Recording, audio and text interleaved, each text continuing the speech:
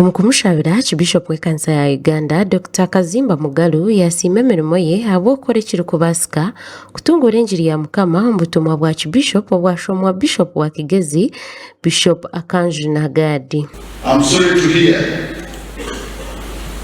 that the Reverend Canon Stanley Mateka has passed on.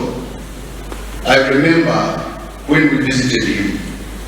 He was weak, but he was still able to speak and pray very well. We thank God for his wonderful services to God's people. He has fought a good fight of faith. What he remains is the crown of life. Our prayers are with you. We Bishop Akanju naye yoreka ngo Mugenzi Mateka akakora ekirikubasika kutungura okukunda eddiini omu mbeeka ye. Ekaye ne mwabazi babiri bataliho uwe omukaye bagabalira service buli mwabazi bashoma zaabuli bagamba n'enyikiriza kandi beemereire mukama siimwe abo beeya abatoleze nnyo mwatolere baana baitu. Abeeka y'omugenzi basiima omugurusi habw'okubakuza kurungi n'okubeereka omuhanda gw'amazima.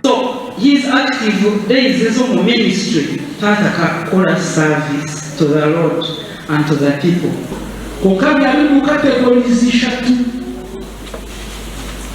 ebyokubulira na baby na accountability z'ebibiina amu yabiiki. He had pain episode, that pain was controlled, but even when he had pain, his joy was far beyond the physical pain that he was feeling.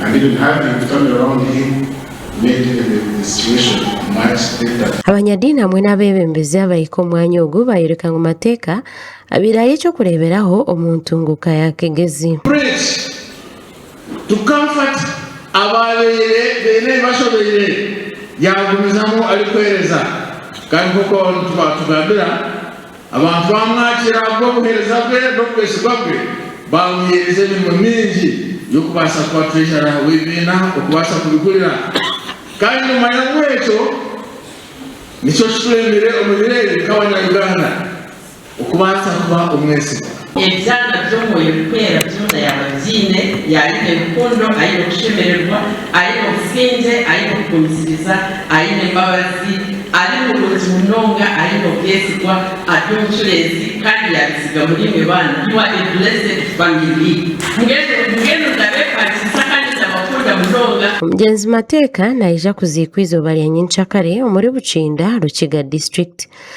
Amakuru aga gasha kwa Job na Manyapuri omuri Kabare.